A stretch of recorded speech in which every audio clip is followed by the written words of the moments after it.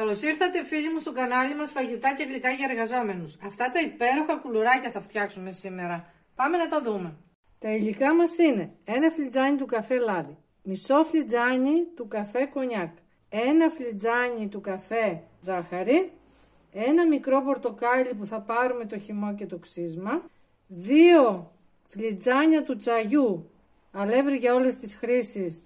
Μπορεί να χρειαστεί 1 ή 2 κουταλιές, λιγότερο ή περισσότερο θα δούμε. Και εδώ έχουμε μισό κουταλάκι του γλυκού κανέλα, μισό φακελάκι μπέικιν περίπου 10 γραμμάρια, 1/4 του κουταλάκι του γλυκού σόδα και 1 πρέζα αλάτι. Και θα χρειαστούμε 3 κουταλιές σουσάμι. Ρίχνουμε τα υγρά σε 1 κούπα. Ρίχνω λίγο το 1 φλιτζάνι αλεύρι με τη ζάχαρη και με όλα τα υπόλοιπα τα στερεά ανακατεύω. Ρίχνω και το ξύσμα. Ρίχνω τώρα το μείγμα. Ρίχνω και από το δεύτερο φλιτζάνι αλεύρι όσο πάρει.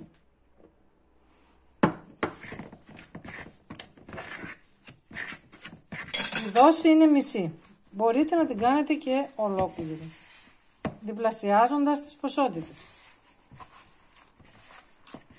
Η ζύμη μας είναι έτοιμη, πάρα πολύ γρήγορα γίνεται. Θα χωρίσουμε 20 κομμάτια. Χωρίσαμε τη ζύμη σε 20 μπαλάκια, μπορείτε και πιο λίγα ή πιο πολλά. Με το χέρι μας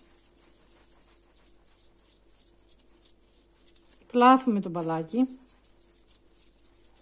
το πατάμε λίγο, το βουτάμε στο σουσάμι, το βάζουμε στη λαδόκολλα και με το δάχτυλό μας το τρυπάμε και γίνεται αυτό το όμορφο κουλουράκι. Ψήνουμε τα κουλουράκια μας σε προθερμασμένο φούρνο πάνω κάτω με αντιστάσεις ή και χωρίς, στους 170 βαθμούς, 20 με 25 λεπτά. Έτοιμα τα κουλουράκια, για να δοκιμάσουμε.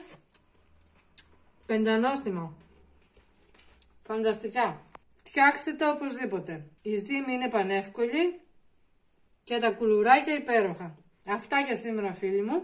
Ραντεβού την άλλη εβδομάδα. Να είστε καλά. Γεια σας.